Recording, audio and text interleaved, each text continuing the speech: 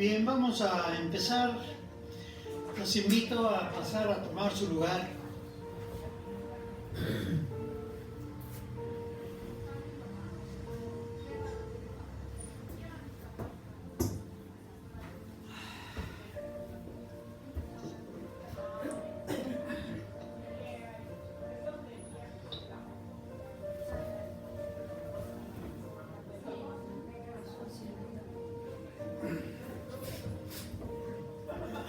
Bien, nuevamente buenos días.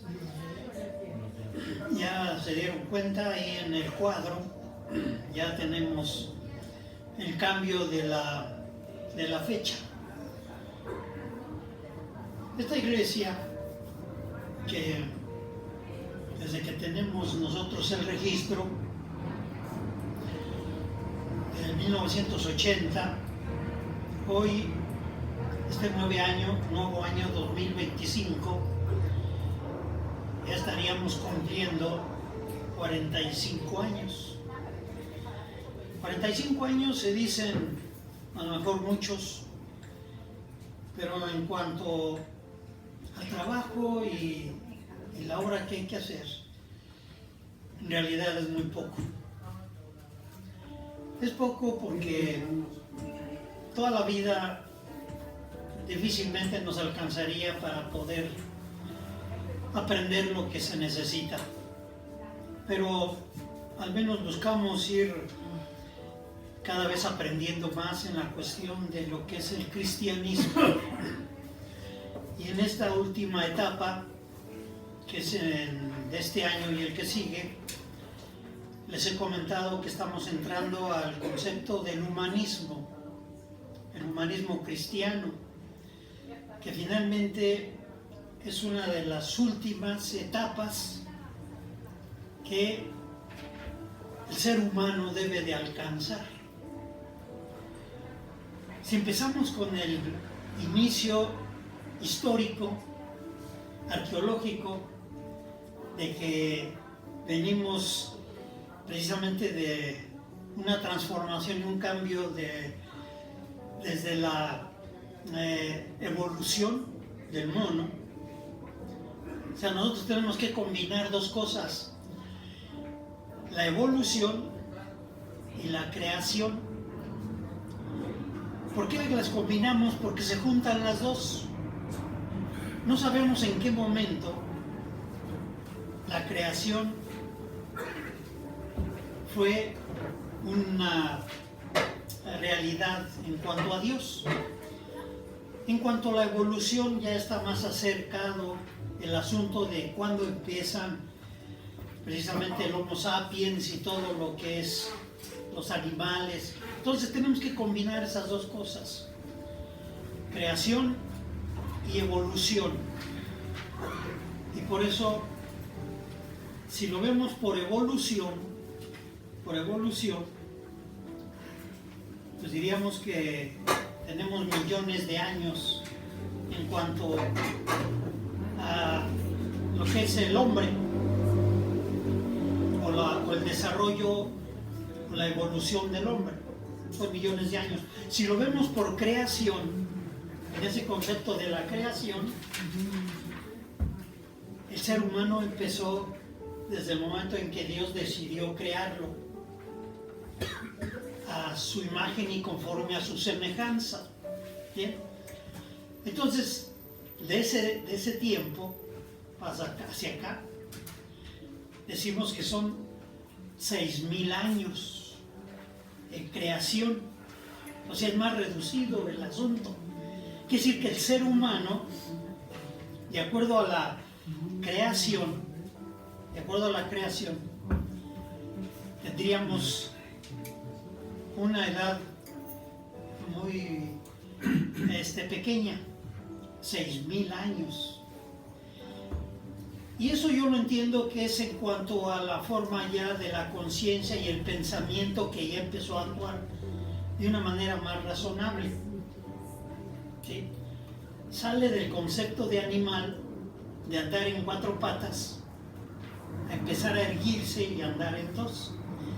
A partir de ahí, de acuerdo a los conceptos bíblicos, diríamos que son 6,000 años que ya en estos tiempos se cumplirían. Y nada más nos faltaría 1,000 años, que son precisamente esos 1,000 años de lo que es la nueva forma, el nuevo sistema de vivir de la humanidad, el milenio. En ese milenio es donde se alcanza la plenitud. Pero ahorita todavía no cumplimos los 6,000 años, ni en el calendario cristiano ni en el calendario judío. En el calendario judío apenas van 5,500 más o menos, 5,500 años. Entonces, en base a esas aproximaciones, es como decimos nosotros, estamos cumpliendo nada más en esta iglesia 45 años, es poquito, pero bien. Entonces vamos a seguir con lo que es el humanismo cristiano. Y ustedes supieron y les habíamos comentado que íbamos a salir de vacaciones. Mi esposa y yo salimos 9 días completos de vacaciones. Y fuimos a un lugar que ya desde hace años mi hijo nos estaba insistiendo que fuéramos, pero yo me resistía. Yo me resistía porque, en primer lugar, no teníamos tanto tiempo. A veces nada más disponemos de una semana y nuevamente regresar a las cosas de la iglesia. Pero en esta ocasión se juntaron las cosas y le dije, bueno, está bien, pero nada más van a ser ciertos días. Y haciendo la cuenta, que anoche no dormí bien por estar pensando de tantas cosas que sucedieron. Entonces, con Dave nada más fueron 9 días completos que estuvimos allá. Y eso va a tener un significado, que es lo que les voy a explicar ahorita. En otras ocasiones nos íbamos a otros lugares, por ejemplo, al rancho con mi hermano, y ahí es puro bosque, puros cerros. Pero hoy por casualidad nos tocó ir al mar. Estando ahí en uno de esos días, porque aprovecho para ir repasando qué actividades hay que seguir haciendo y qué actividades hay que hacer en la iglesia. Entonces, estando recorriendo esa zona de ahí, de las playas, nos quedamos un poco curioseando, porque en esas mismas fechas celebraba el Hanukkah. Allí en esa zona encuentra uno casi de todas las nacionalidades. Es un mundo de gente, de todos los idiomas y de todas. Pero en especial se identifican mucho los judíos porque tienen sus fiestas muy especiales. Entonces recuerden que nosotros como cristianos venimos de una parte de los judíos. Entonces Cristo separa el judaísmo y lo vuelve en cierto momento con una enseñanza cristiana. Pero traemos raíces del judaísmo, por eso no nos podemos desligar de ellos. Entonces nos quedamos, mi esposa y yo observando, le digo, mira, están celebrando las fiestas del Hanukkah, porque se celebra precisamente en esos días de diciembre, del 22, 23, más o menos. Y el Hanukkah es una celebración de las más importantes de los judíos, porque es cuando recobran su libertad después de haber sido dominados por los griegos. En el tiempo de los macabeos logran ellos recuperar su libertad y nuevamente vuelven a tomar posesión del templo. Y entonces lo que significa el Hanukkah son varias cosas, en especial nuevamente la libertad de volver a tener acceso al templo porque ya se los habían quitado los griegos. Y también eso es la reinauguración del templo, es lo que significa una de las cosas del Hanukkah.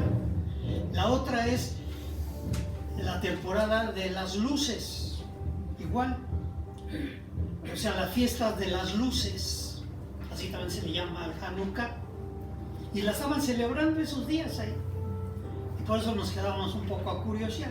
Yo ya la he visto varias veces, obviamente, pero aquí lo que implica es, en un mundo de gente, ellos hacen sus fiestas, pero no desaprovechan la oportunidad de predicar y anunciar las fiestas y la cultura judía. Y también allí invitan a que uno en cierto momento se pueda convertir, y no tanto a convertir porque ellos son muy celosos y casi no admiten a cualquier persona para que entre al judaísmo, ¿no? Son muy especiales ellos. Entonces, pero sí aprovechan para mostrar sus fiestas y la manera y sus rituales, cómo lo hacen. Y para serles sincero, la mayoría de los cristianos que conozco, muchos, algunos de nosotros que eran de la congregación se pasaron al judaísmo o a los judíos mesiánicos, y lo que hace que uno se cambie en cierto momento del cristianismo al judaísmo son sus rituales, rituales muy ceremoniosos, rituales muy preparados y diseñados de una manera diferente a lo que estamos acostumbrados en el cristianismo.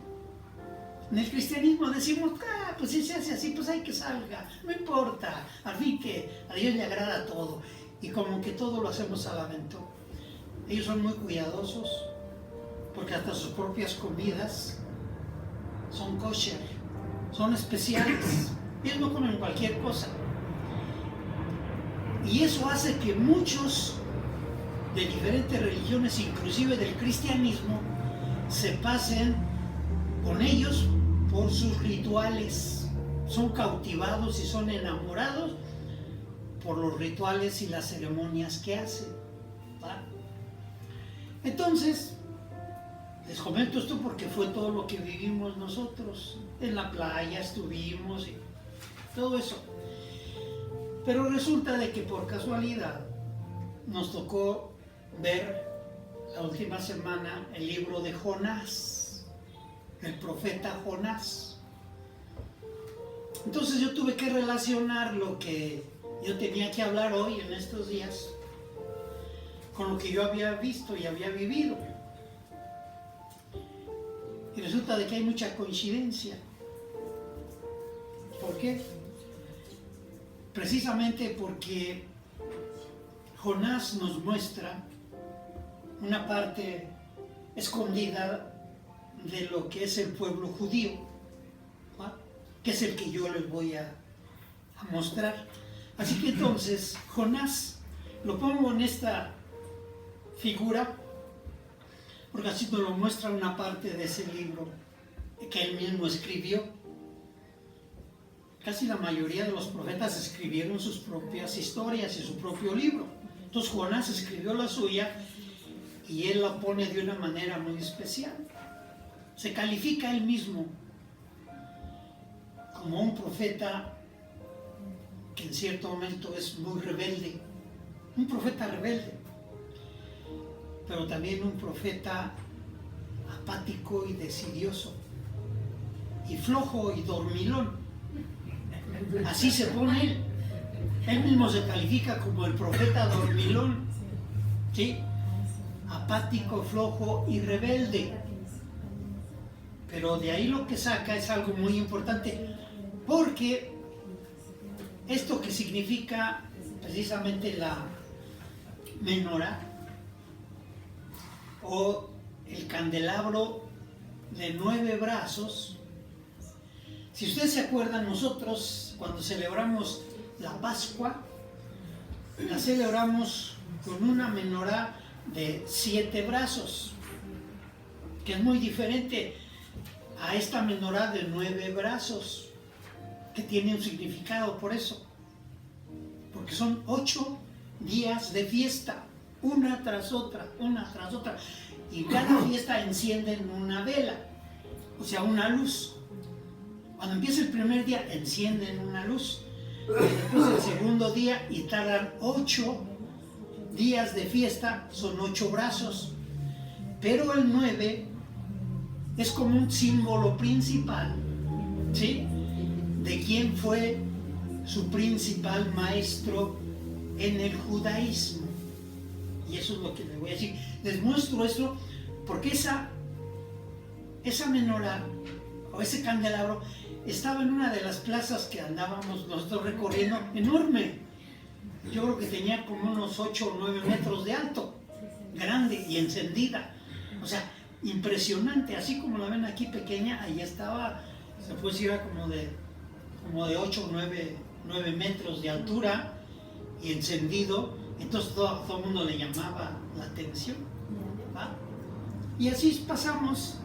Entonces ahí pues ya no le di a mi esposa explicación de lo que significaba. Nomás le dije, están celebrando, ¿sí?, el Hanukkah, pero a ustedes también se los voy a explicar, pero no de una manera judía, sino de una manera cristiana. O sea, la mayoría sabe lo que es el significado del Hanukkah o de la fiesta de las luces desde el concepto judío. Fiestas y celebrando esa libertad y deseos para este año, etc. Pero de una manera cristiana, me atrevo a decir que casi nadie la ha explicado. Es lo que yo les quiero explicar. Por eso ténganme paciencia. Y como ahí tienen una hojita, ahí lo van a ir siguiendo. Bien.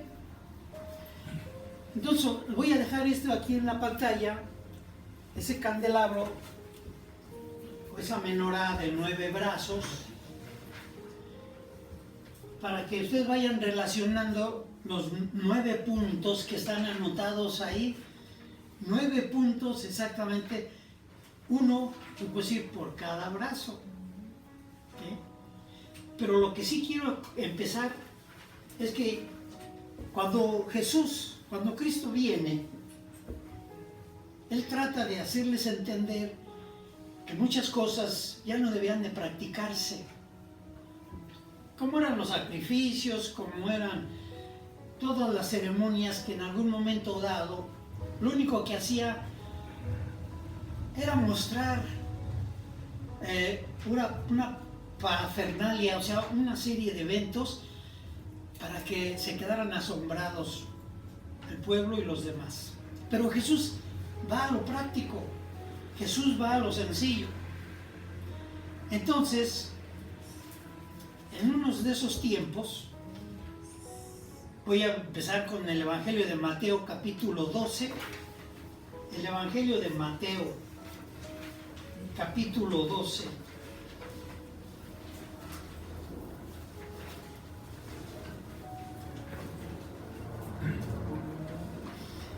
Mateo 12 del versículo 38 y el 39.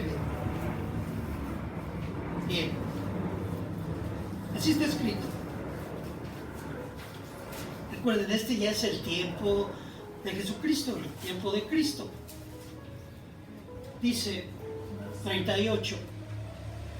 Algunos de los fariseos y maestros de la ley dijeron entonces a Jesús: Maestro, queremos verte hacer alguna señal milagrosa.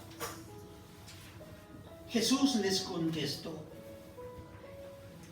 esta gente malvada e infiel pide una señal milagrosa, pero no va a dárseles más señal que la del profeta Jonás.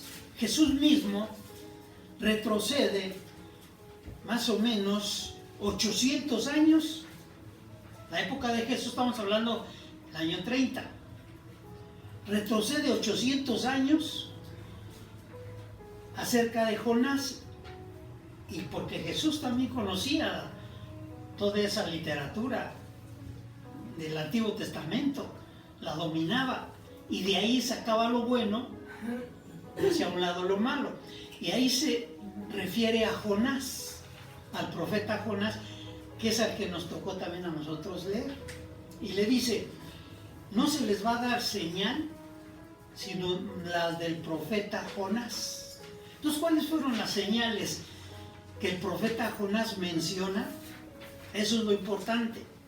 Por lo general, Jesús nada más le dio importancia a una de ellas, pero en realidad eran 6 más, o sea, perdón, 8 más, o sea, estamos hablando de 9 señales que Jonás mostró en su libro. Entonces voy a empezar con la primera. Recuerden, son señales, son acontecimientos. Hace rato en los testimonios, me gustó mucho el testimonio de la hermana Tere por el mensaje que trae en cuanto a la manera en que ella relaciona la forma en que a veces actuamos y a veces como los hijos también empiezan a repetir muchas cosas que nosotros hacemos. Pero esas son señales, son acontecimientos que nosotros siempre tenemos que estar buscando, ¿sí?, su significado. Si no somos cuidadosos en el significado de lo que acontece en nuestras vidas, pasan las cosas y no aprendemos de ellas, ¿sí? Quien es una persona observadora y cuidadosa sabe que la vida, no solamente la universidad y la escuela, sino que la vida le da muchas enseñanzas a través de las señales y de lo que acontece día tras día. Por eso yo en lo personal tengo que ser cuidadoso en las cosas que a veces observo, que escucho, para ver si son señales, que inclusive, sí les puedo decir, que me han ayudado a veces a aclarar ciertas dudas con respecto a algún texto bíblico. A veces tengo preguntas y dudas, digo, ¿por qué esto? De repente algunos de los acontecimientos que suceden en donde ande yo, o con quien platico, con lo que vea en las noticias, me dan a veces la respuesta o la aclaración. Y esto que estuvimos haciendo allá me dio la aclaración precisamente de estas señales del profeta Jonás y de lo que estábamos en ese ambiente. Un ambiente de mar, un ambiente de playa, un ambiente de un mundo revuelto ahí de tanta gente que iba con todos los idiomas. Entonces por eso es lo que voy a entender. Aquí, entonces la primera de estas señales, que pudiera ser la primera de las luces, Jesús también un día dijo Jesús, yo soy la luz del mundo. El que conmigo ande, no andará en tinieblas. El que conmigo ande, no andará en tinieblas. Quiere decir que entonces, mismo Jesús nos da luz, nos da enseñanza para darnos cuenta de qué cosas son importantes para aprovechar en el diario vivir, en la casa, en el trabajo, en la escuela, en todos lados. Siempre hay señales que nos está diciendo todo el tiempo. Entonces tenemos que estar atentos. ¿Ah? Bien, el primero dice el capítulo 1, versículo 1 y 2 del libro de Jonás. El libro de Jonás.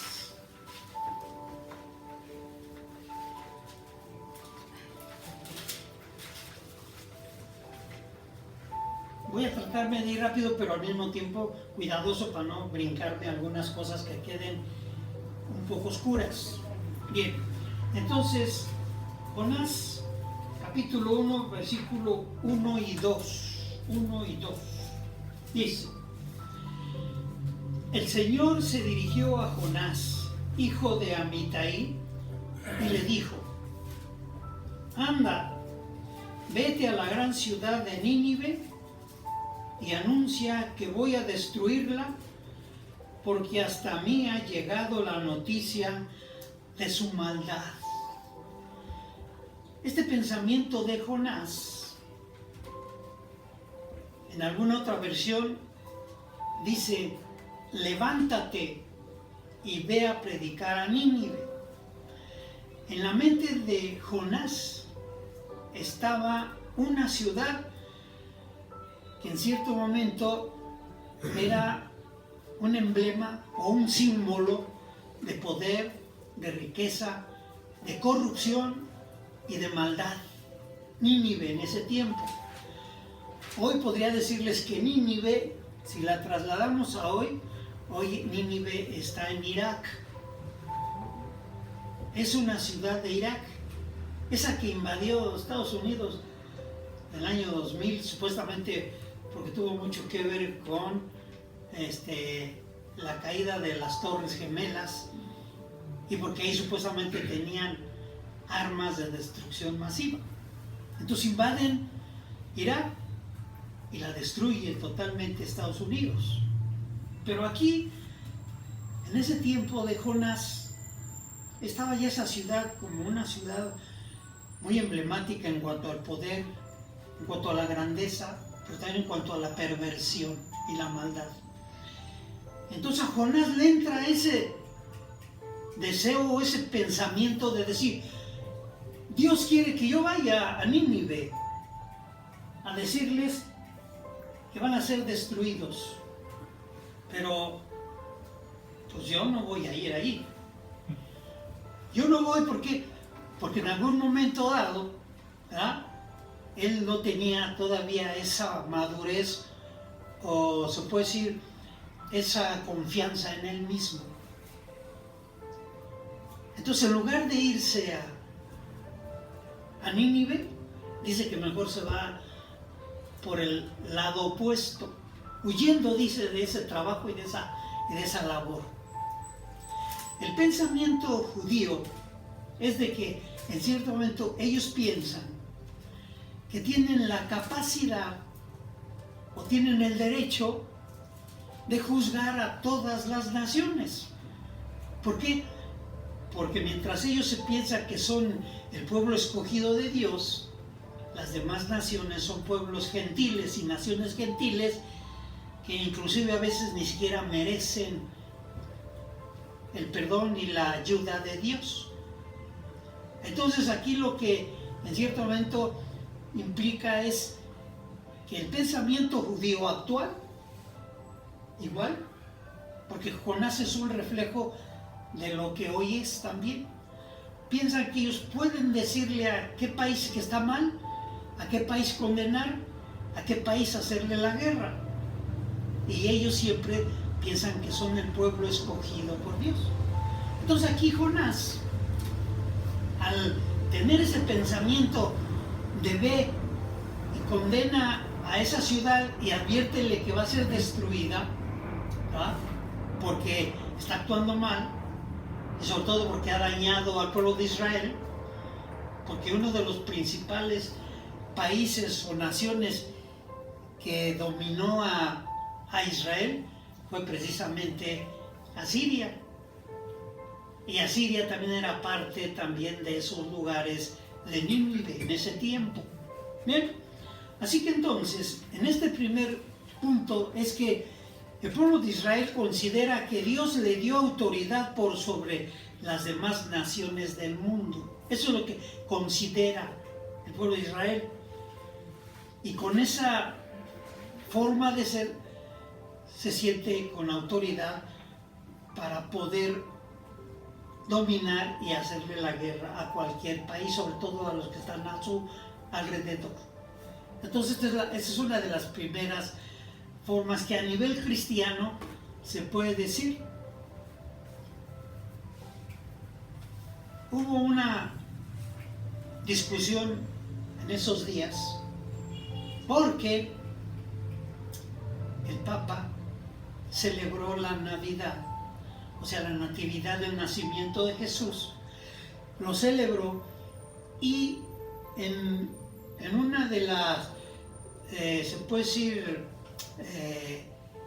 de la cobija que tenía el niño, la figura del niño Dios, era relacionado o era la forma en que los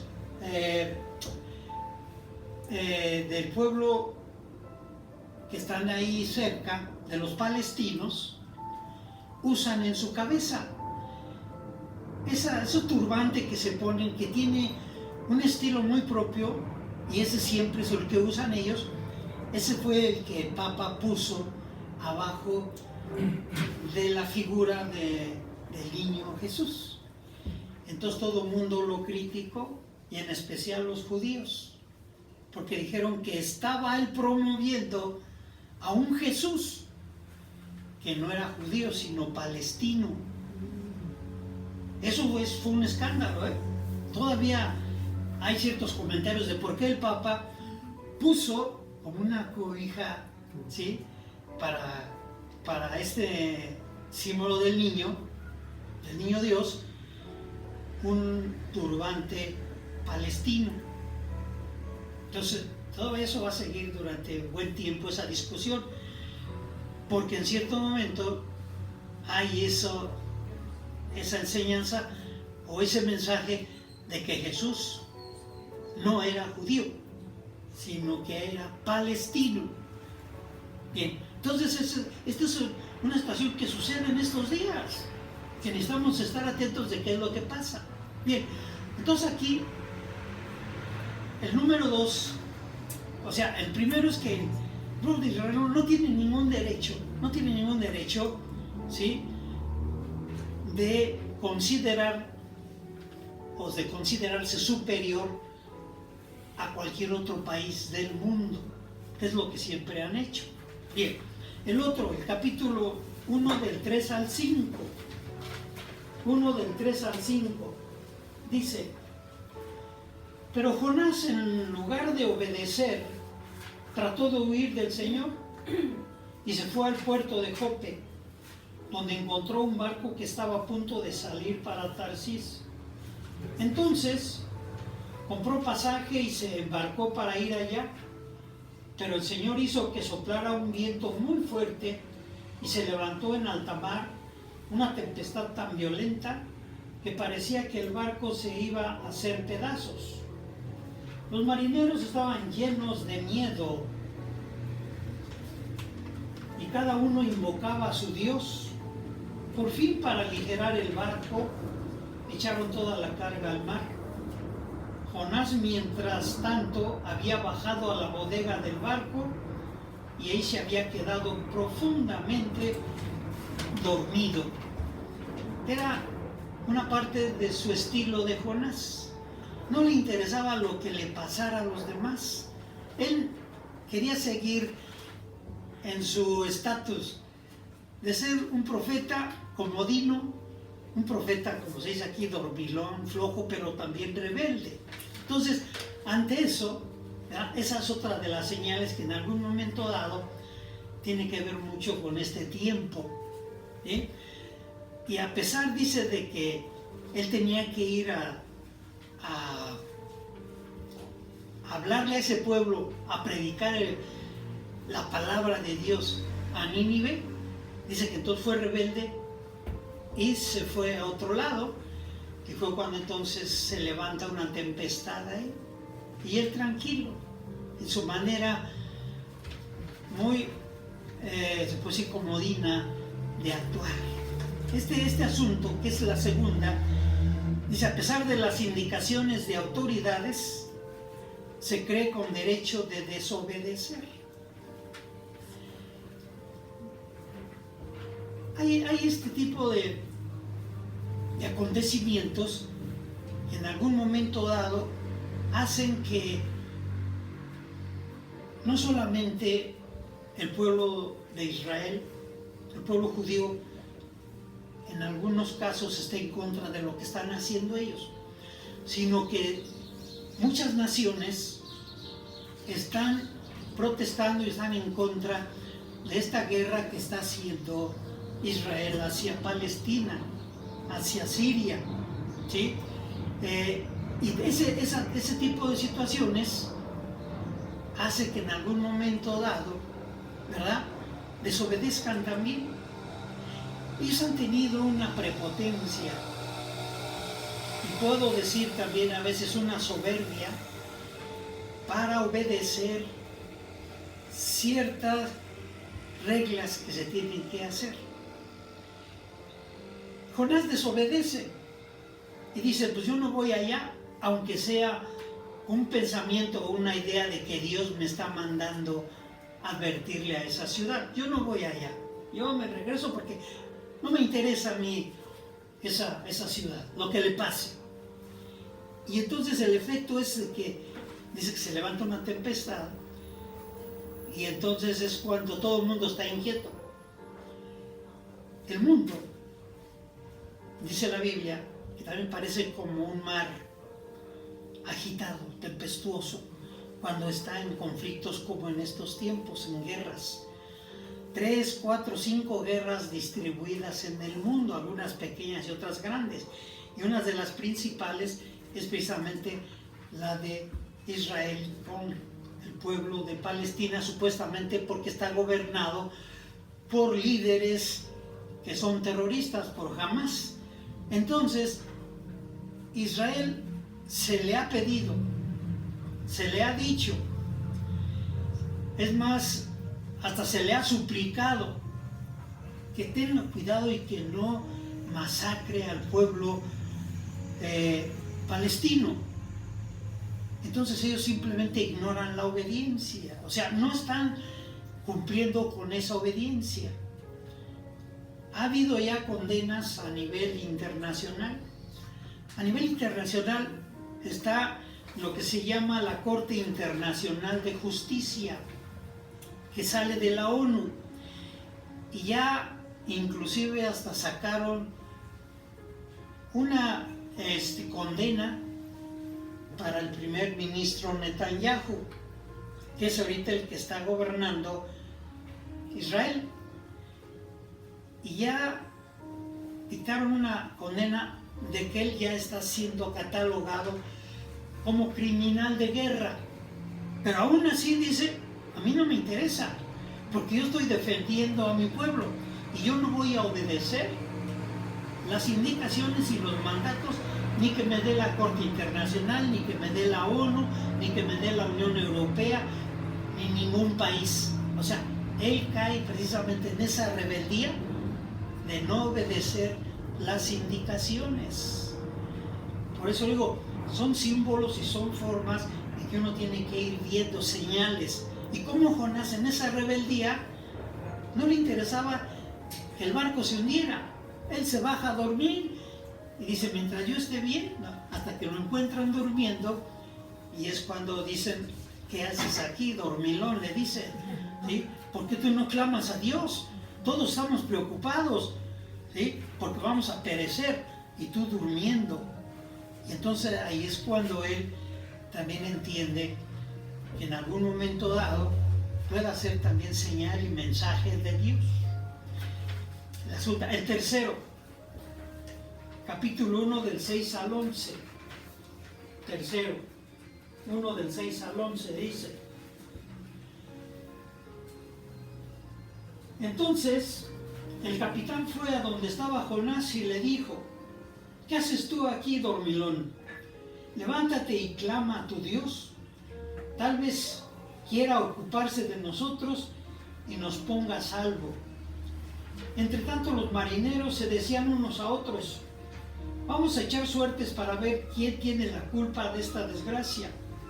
Echaron pues suertes y Jonás resultó ser el culpable.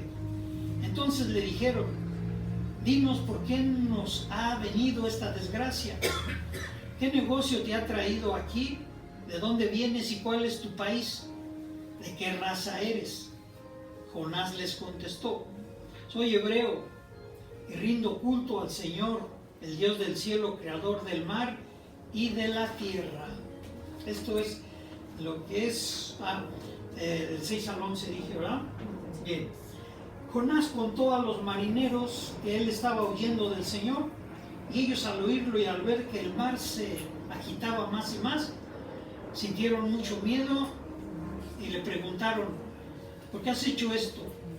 ¿Qué podemos hacer contigo para que el mar se calme? Bien, aquí el asunto es de que su forma de ser, tanto de Jonás como de algunos del pueblo de Israel, no todo el pueblo de Israel, aclaro, el pueblo de Israel actualmente está dividido. Se puede decir que, si considero que sean más o menos unos 15 millones de judíos en todo el mundo, 15 millones de judíos, ya se los he comentado, según las estadísticas, en Jerusalén aproximadamente, en toda esa región, hay aproximadamente unos 8 o 9 millones de judíos en esa región de Jerusalén, y de Samaria y de Judea, todo eso. Y los otros están dispersos en el mundo. La mitad, aproximadamente unos 9 millones, están a favor de que siga la guerra y que Israel, o esa sección a la cual pertenece Netanyahu, que son sionistas y que son del partido Likud, un partido extremadamente religioso y violento, partido Likud. Los otros son más moderados, son más democráticos, son más humanistas. Eso es como está dividido el pueblo de Israel. Y entonces, en este sentido, los que se les llama de extrema derecha, no les interesa el sufrimiento de los demás.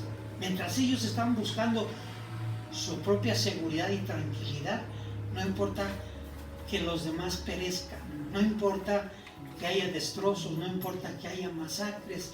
Ese es el estilo y la forma de un Jonás de hace tiempo, pero de hoy, de este tiempo. Pero aquí lo importante es estas formas en que Jesús aparece y nos muestra estas señales.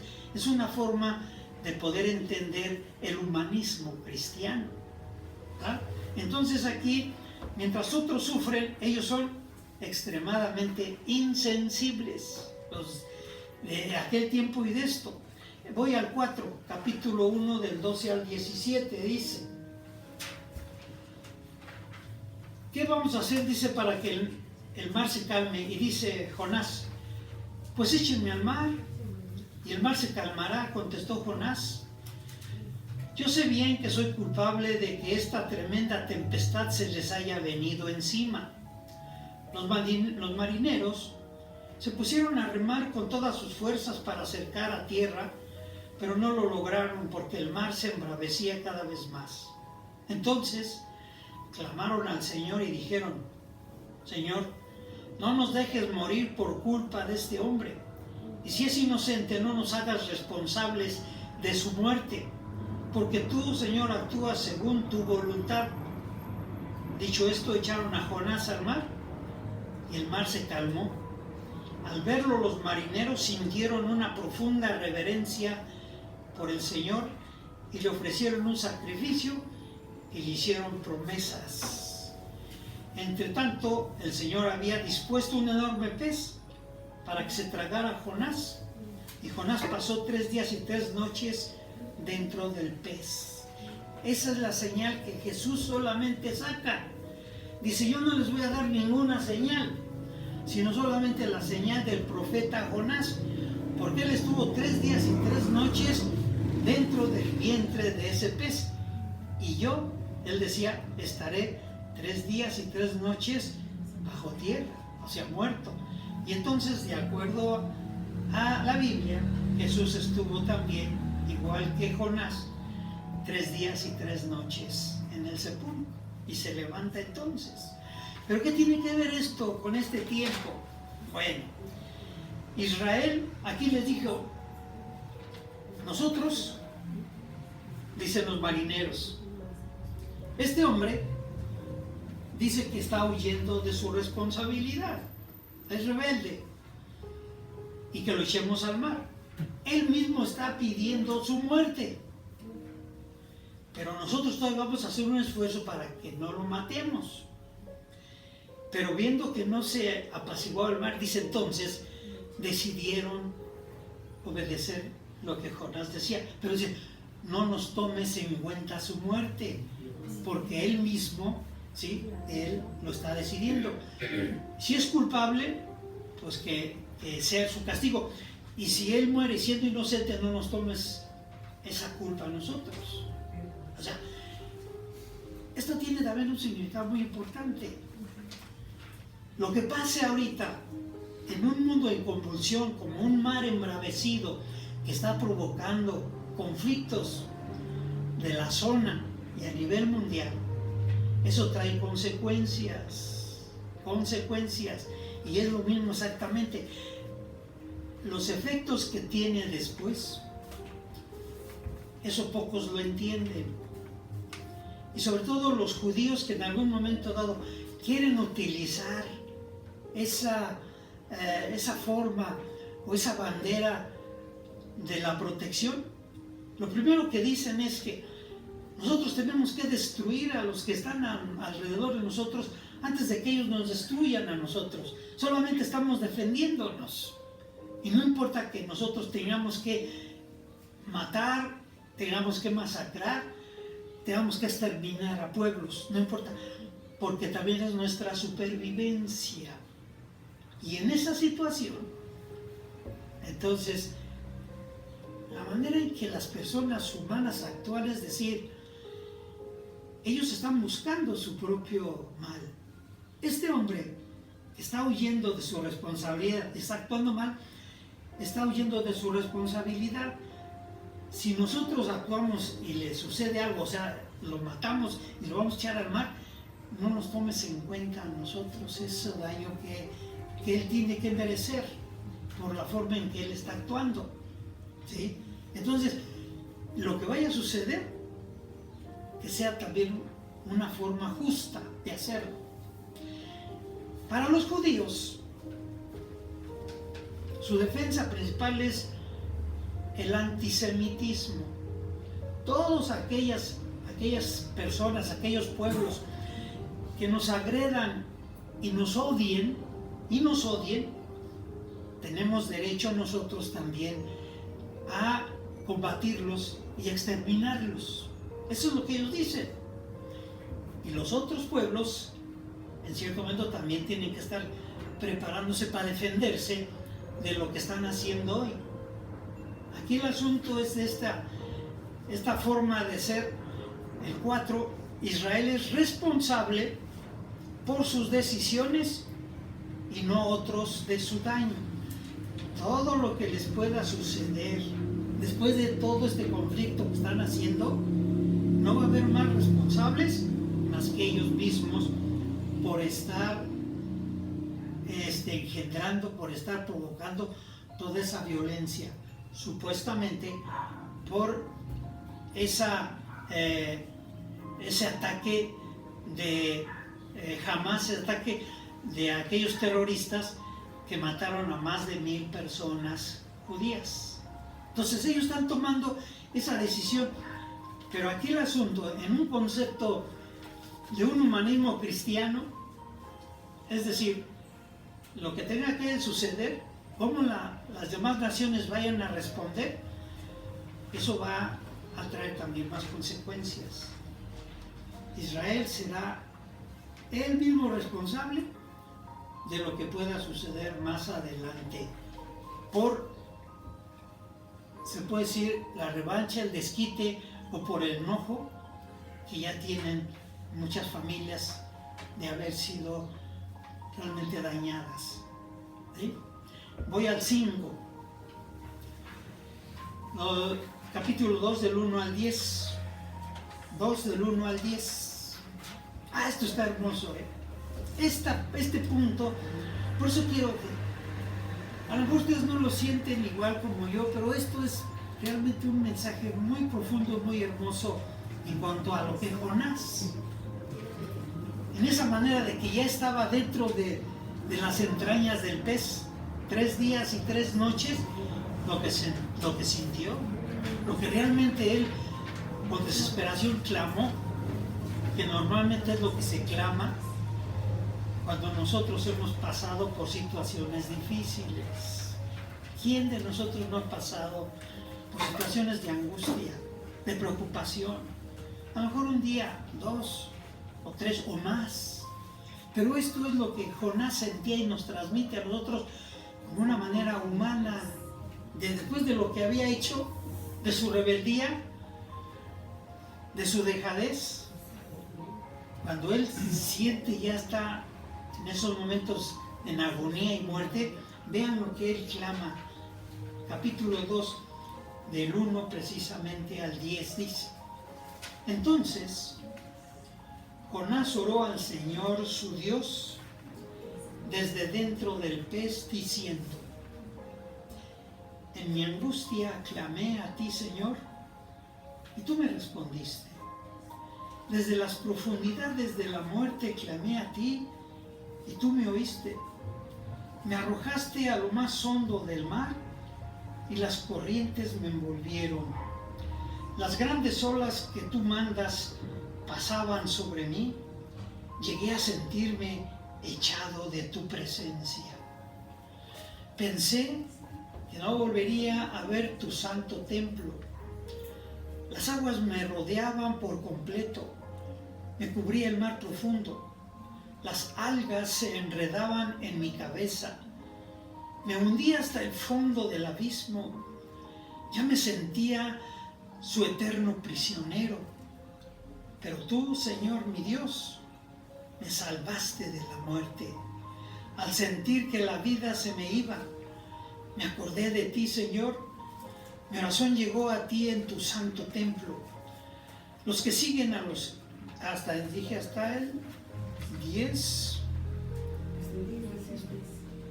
Hasta el 10. Pero tú, Señor mi Dios, me salvaste de la muerte al sentir que la vida se me iba. Me acordé de ti, Señor, mi oración llegó a ti en tu santo templo. Los que siguen a los ídolos dejan de serte leales, pero yo, con voz de gratitud, te ofreceré sacrificios. Cumpliré las promesas que te hice. Solo tú, Señor, puedes salvar. Entonces el Señor dispuso que el pez vomitara a Jonás en tierra firme. Partes de estas palabras Jesús las mencionó, Jesús las expresaba, las clamaba Jesús también cuando él estaba crucificado. Todo esto que no estamos viendo es una manera en cómo Jesús se representa a sí mismo con una parte de la vida de Jonás, de las señales de Jonás. Y este punto es: a pesar de su rebeldía del pueblo de Israel y sobre todo de su rebeldía de Jonás, ¿sí?, Cristo lo libera y lo salva. La humanidad de Cristo precisamente es que a pesar de lo que está provocando Israel, que a pesar de todas las masacres que está haciendo, es tan importante la muerte y el sacrificio de Jesús por todos, que a veces uno no entiende. ¿Cómo va a poder Dios, cómo va a poder Jesús perdonar a los que han asesinado, a los que han masacrado, a los que han atentado contra la vida de hombres, mujeres y niños en esos pueblos y en el mundo en general a veces? Ahí es donde entender el gran amor de Jesús. Dice, a pesar de eso, Jesús salva a todos. Todos. Al peor pecador, al peor asesino. La sangre de Jesús, dice, nos libra y nos limpia de cualquier pecado. Cualquiera. No hay un solo pecado, por grande que sea, masacres, por lo que sea, que Jesús no perdone. O sea, ese asunto es lo que a veces, como que a veces no lo entendemos, porque no entendemos tampoco la grandeza y la perfección de Dios.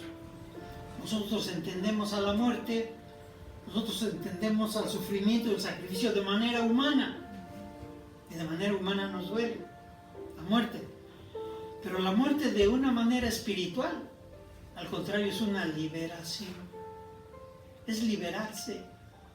de una atadura, de un pensamiento muy carnal, muy humano, que en un momento dado nos trae todas esas consecuencias.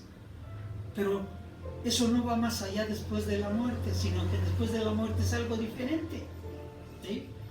Por eso esta manera de Jonás de entender ese asunto como que lo hace reflexionar un poco, porque vamos a seguir viendo. Dice el 6, ya voy a terminar, el capítulo 3 del 1 al 10. 3 del 1 al 10. El Señor se dirigió por segunda vez a Jonás, después de que yo lo había sacado ese gran pez a la orilla, a la playa. Dice, el Señor se dirigió por segunda vez a Jonás y le dijo: anda, vete a la gran ciudad de Nínive y anuncia lo que te voy a decir. Jonás se puso en marcha y fue a Nínive, como el Señor se lo había ordenado. Nínive era una ciudad tan grande que para recorrerla toda había que caminar 3 días.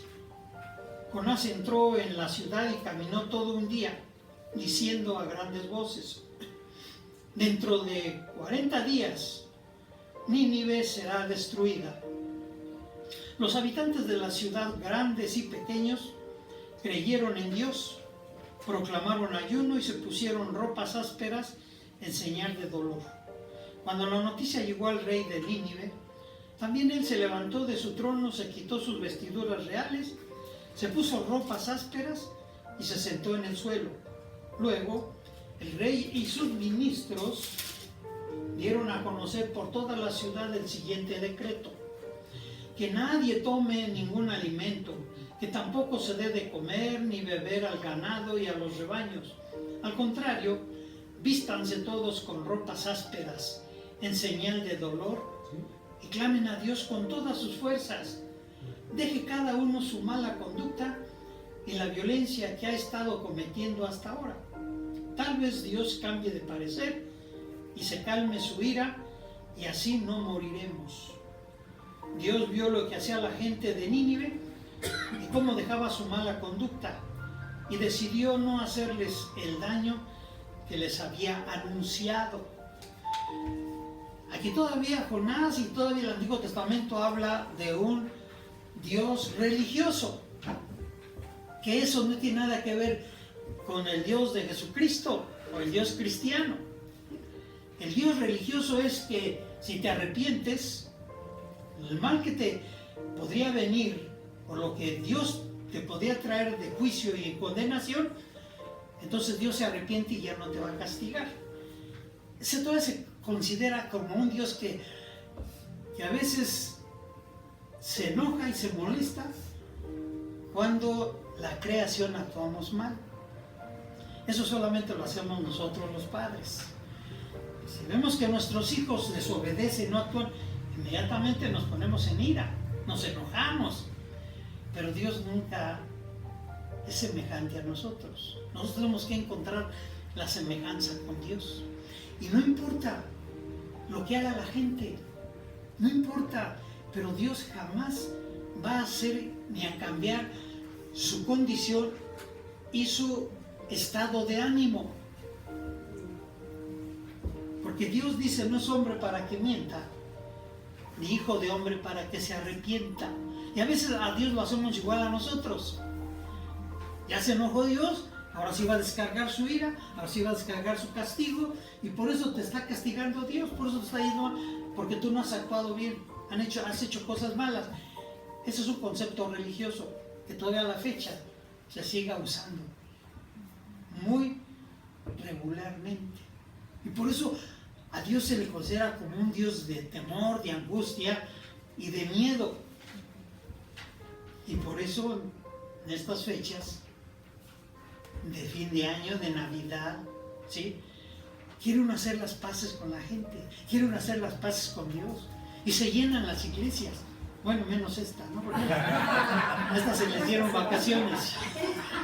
Y se llenan las iglesias, porque van a misa de gallo, ahora sí voy a arrepentir, me voy a poner a cuentas con Dios, ¿sí? decía un presidente que acaba de salir, ponemos el marcador en 0 y ese día ya está confesado, pero saliendo de ahí empezamos nuevamente lo mismo. Esa es la conducta humana y nuestro pensamiento hacia Dios.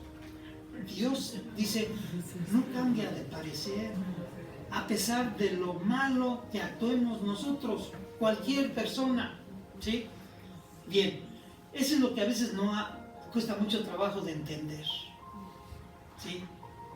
Que una vez que nosotros realmente entendemos a Dios, dice Dios conmigo, en mi pensamiento y el Dios que Jesús nos vino a enseñar, con Él no hay infierno, con Él no hay juicio, con Él no hay castigo. Al contrario, con Él hay comprensión, ayuda, paz, amor por todo el problema que estamos viviendo y pasando. Nuestro infierno lo estamos pasando en esta vida. Ese es nuestro infierno. En nuestra casa, a veces con nuestra familia, sigue a veces los problemas y los conflictos. Es como un infierno que está ahí. Estamos, como se dice, en un ambiente y una actitud insoportable. O a veces cuando hacemos cosas contrarias y dañamos a otros y sentimos el cargo de conciencia, sentimos la acusación, ¿sí? Sentimos la culpa. Ahí es donde estamos padeciendo el infierno. Pero una vez que nosotros dejamos esta vida, lo único que encontramos es paz, tranquilidad y amor. ¿Ah? Esta vida es la que nos debe de interesar, de no estar en el infierno, no en la otra. Bien, entonces aquí el asunto es, los grandes, aquí está del 1 al 10, ¿ok? Dice aquí. Lo que le estoy mencionando, también desde aquel tiempo, había dos choques en las enseñanzas y en las escuelas judías. Había dos grandes maestros en aquel tiempo. Uno se llamaba Hillel y el otro se llamaba Shammai. Esos dos maestros fueron los creadores propiamente de la interpretación de la escritura y de la Biblia en el Antiguo Testamento, o sea, de lo que es la Torá. Ellos dos interpretaron la escritura. Uno era más humanista, Hillel. Hillel sentía el humanismo, él lo irradiaba. Se dice que inclusive Hillel, este maestro humanista, que vivió más o menos como 80 años antes de Cristo, ¿sí? De ahí vivió y de ahí empezó a enseñar, que Jesús aprendió mucho de Hillel, su humanismo. El otro era Shammai, era legalista.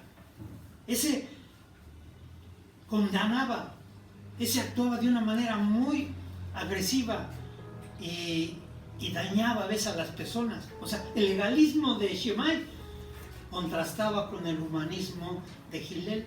Esos eran los dos maestros.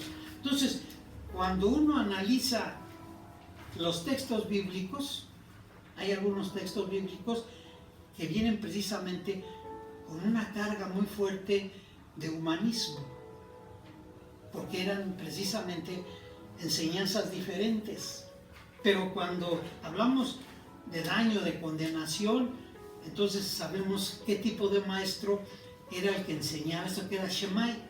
Hasta la fecha, se puede decir que Netanyahu, ¿sí?, y el grupo que gobierna ahorita Israel sigue las enseñanzas de Shammai, legalista, que condena, que es agresivo, que mata.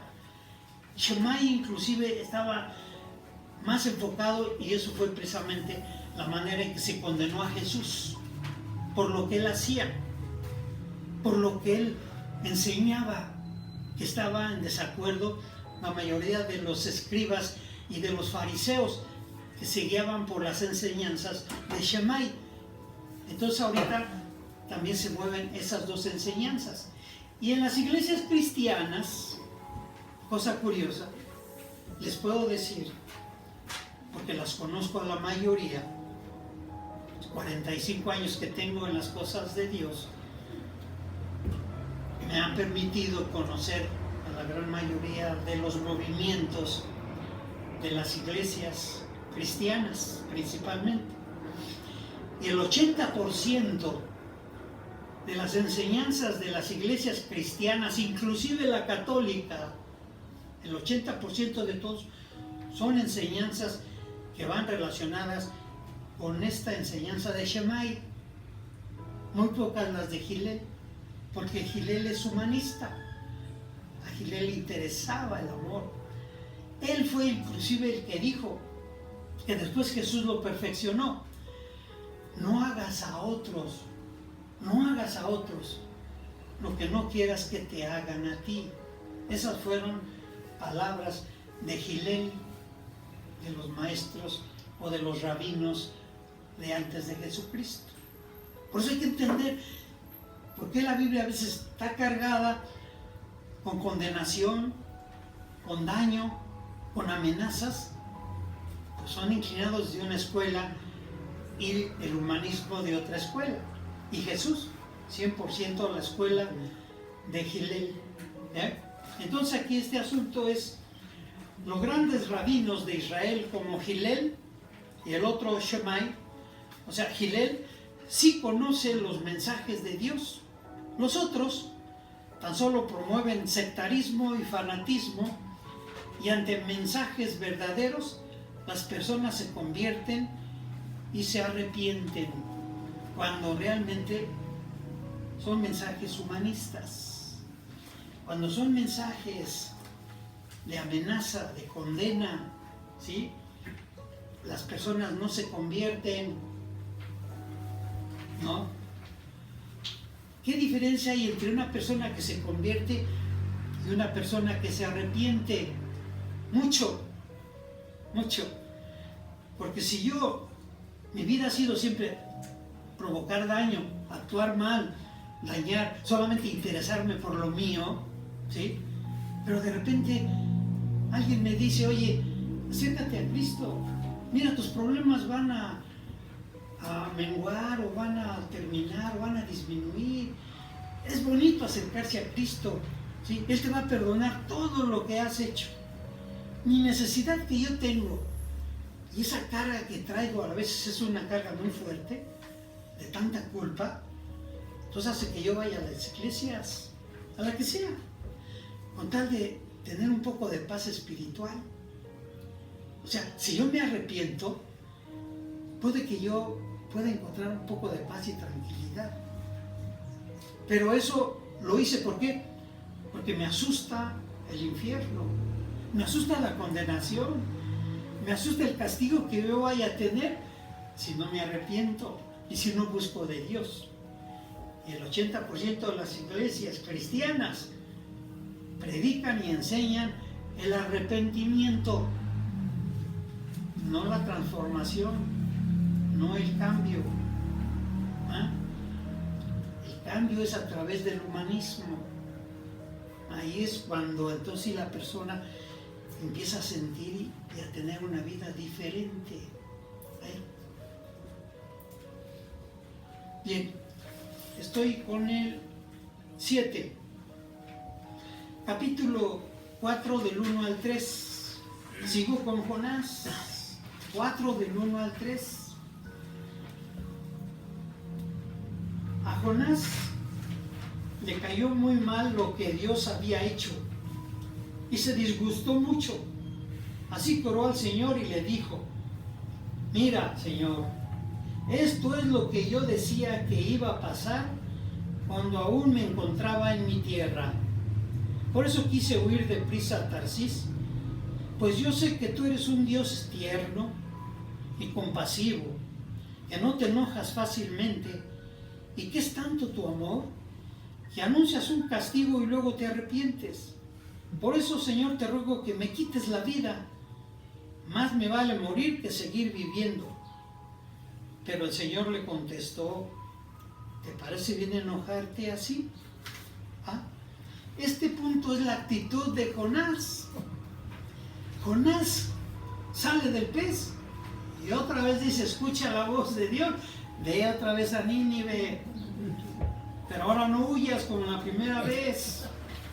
No huyas, cobarde, yo creo que así le debe haber dicho. Ve a Nínive a ayudar a ese pueblo que ha actuado mal.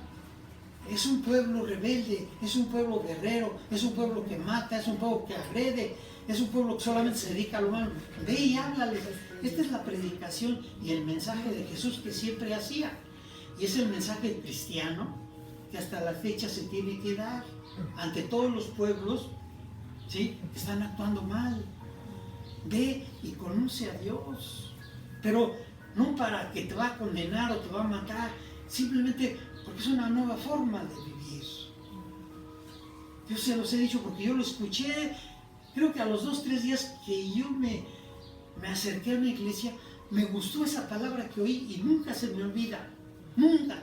Y por eso como que me atrajo como imán y me decía, es que te estás acercando no a una religión, porque el cristianismo no es ninguna relación, no es ninguna religión. El cristianismo es una forma diferente de vivir. Eso me cautivó a mí.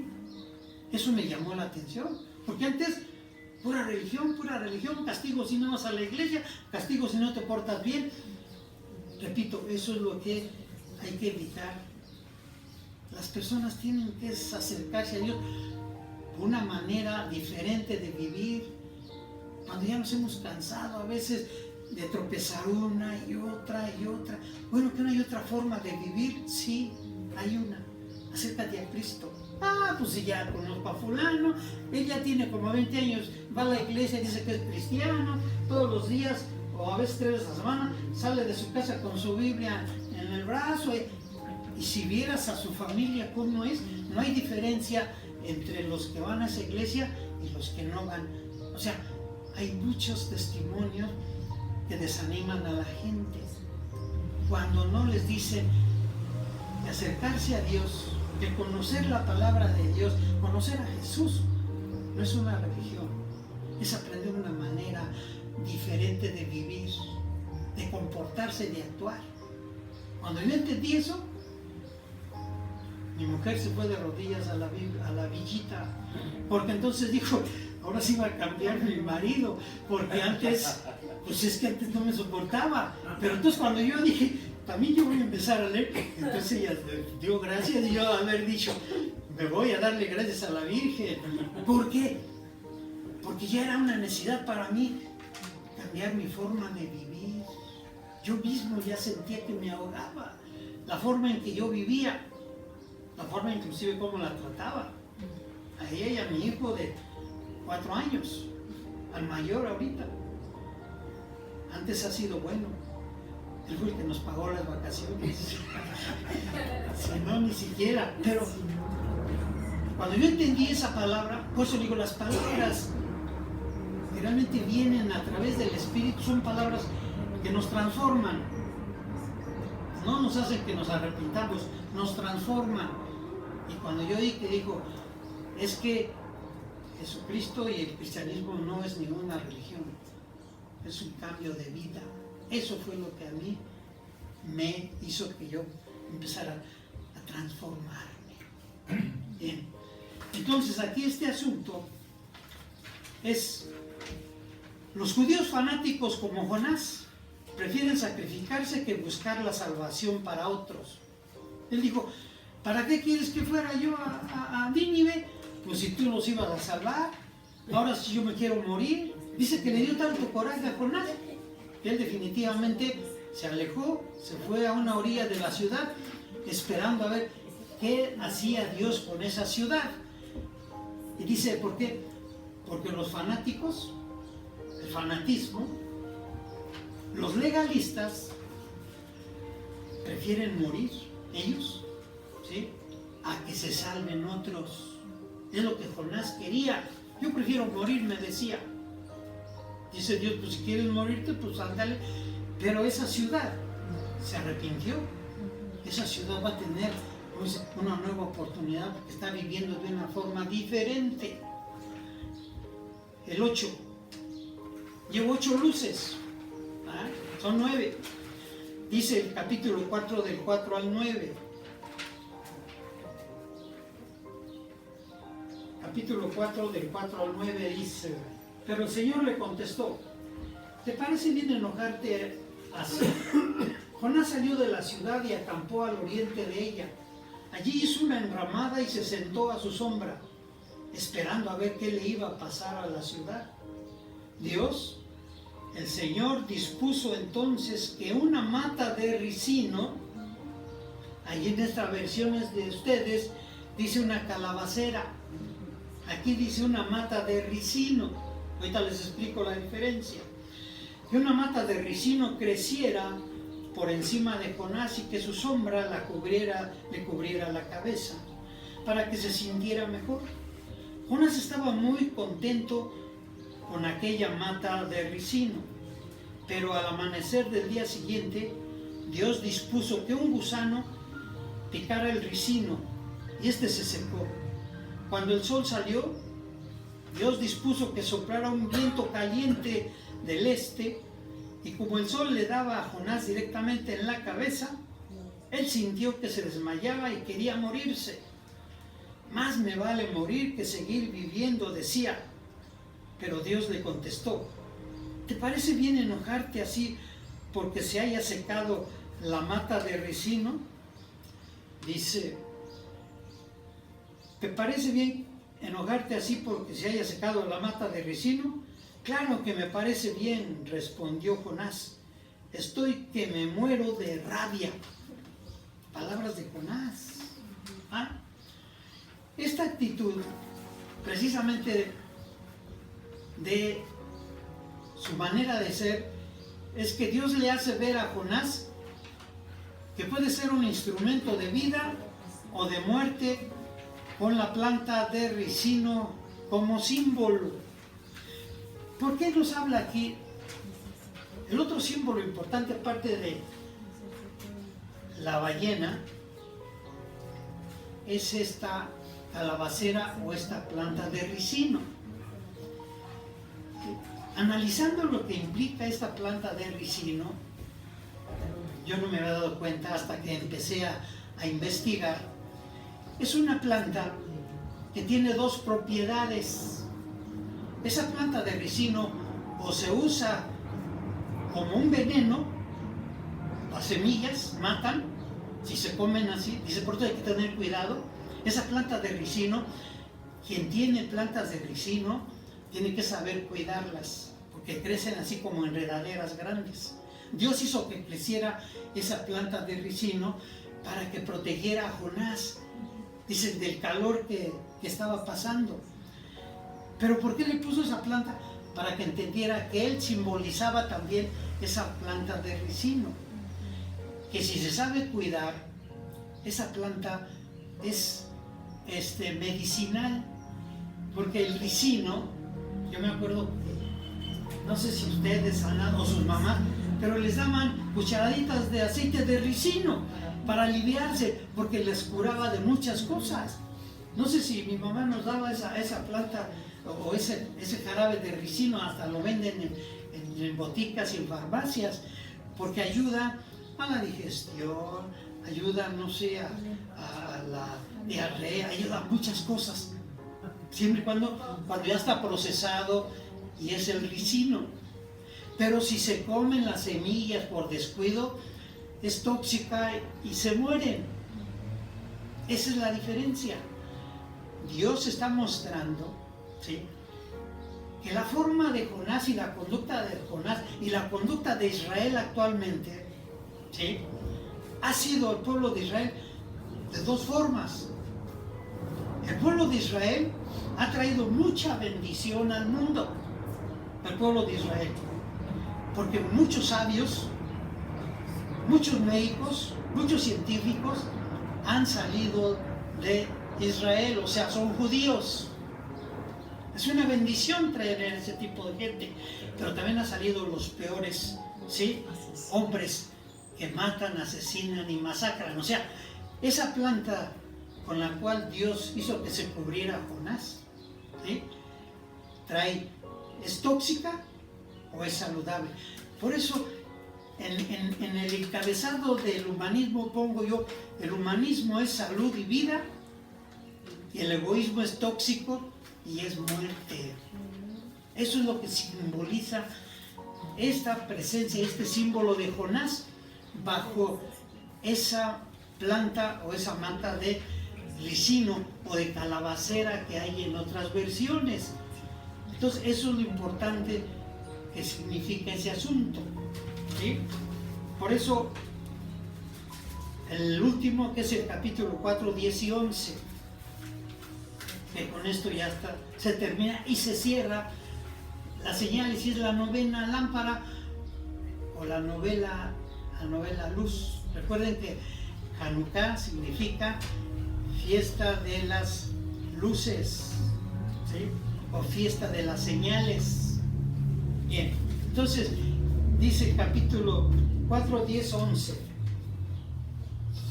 Entonces el Señor le dijo a Jonás, después de que se quería morir, de que estaba todo enojado porque se había secado esa planta de ricino, Dios hizo que se secara. Entonces el Señor le dijo: tú no sembraste la mata de ricino ni la hiciste crecer. En una noche nació y en la otra se murió. Sin embargo, le tienes compasión, pues con mayor razón debo yo tener compasión de Nínive, esa gran ciudad donde hay más de 120,000 niños inocentes y muchos animales. En esa otra versión que ustedes tienen, dice, pues son 120,000 personas que no conocen la diferencia entre su mano izquierda y su mano derecha. Y en esta versión tiene también otro significado. Dice, porque una persona que no conoce la diferencia entre su mano derecha y su mano izquierda, pues son como niños. Todavía no tienen esa madurez ni ese pensamiento de análisis. Hacen las cosas sin reflexionar. Ahora le salga bien o le salga mal, de todo mundo lo hace. Solamente esa es una forma de poder darse cuenta que todavía son inmaduros. Son inmaduros.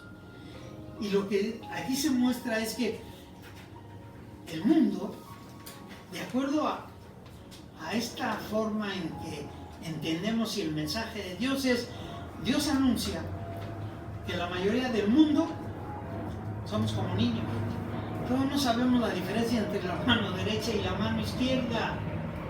Cuando a veces decimos, no, pues yo ya estoy preparado, yo tengo una carrera, yo soy profesionista. ¿Ah? Cuando a mí me dijeron, después de 10 años que yo ya había conocido, ahora usted se va a hacer cargo de la iglesia, hermano. Sí, pues está bien. Pues si yo soy ingeniero, pues cómo no voy a poder. Yo decía, pues todo es fácil. ¿Qué? ¿Leer la Biblia y enseñarle? Sí, cómo no. Cuando me di cuenta que había una gran diferencia, porque cuando uno empieza a querer entender y enseñar la Biblia, está uno completamente en cero. Mi capacidad analítica, mi capacidad de estudios, toda mi disciplina no servía para nada. Aquí hay que empezar de cero. Por eso a veces muchas hermanas y hermanos que ya tienen 15, 20 años se enojan conmigo. Porque entonces a veces me quieren cuestionar y me dicen, hermano, es que esto así no es. Bueno, ¿quién sabe más? Pues yo ya tengo 20 años. Sí, pero usted no se dedica a esto. Piensan que a veces ya con una enseñanza o con una lectura que le dan aquí, piensan que ya saben mucho. No, todas seguimos siendo como niños. No alcanzamos a entender los misterios de Dios. Está muy escondido todo esto. Y por eso a veces dicen, no, el hermano a veces no reconoce todo el tiempo que ya tengo. Pues hay que aprender más, hermanos. Hay que prepararse para poder cambiar nuestra condición de niños a personas ya más adultas. Y eso pasa en muchos años, muchos años. Pero no se desespere. Con paciencia, poco a poco, ustedes van a ir aprendiendo. Pero eso sí les digo, tienen que leer. La tarea de la hermana Lupita, de que cada 2 años tenemos que aprender y leer la Biblia completa, No es cualquier cosa. No es cualquier cosa. La hermana tiene años dándonos esa tarea para aprender y leer una y otra y otra. Y cada vez que lee uno y vuelve uno a leer, encuentra uno cosas diferentes. Cosas diferentes. Hay muchos pastores, sacerdotes, padres de iglesia que solamente quieren dar un sermón para toda la vida y ese sermón siempre les sirve por años. No, diarios son cambios, diarios información, diarios son señales. Hay que estar atentos a las cosas que Dios nos quiere decir. Por eso empezamos un año ahora nuevo, hermanos. Es una forma diferente de vivir, de entender las cosas y de estar atentos a las señales que pueda Dios traernos en todo lo que nosotros hagamos. Y van a ver que aprendemos mucho. ¿Sí? Termino con esto, hermano. Dios les bendiga. Nos vemos la próxima semana. Discúlpeme que hoy me pasó un poco más, pero era necesario ver todos los 9 elementos de la menorá.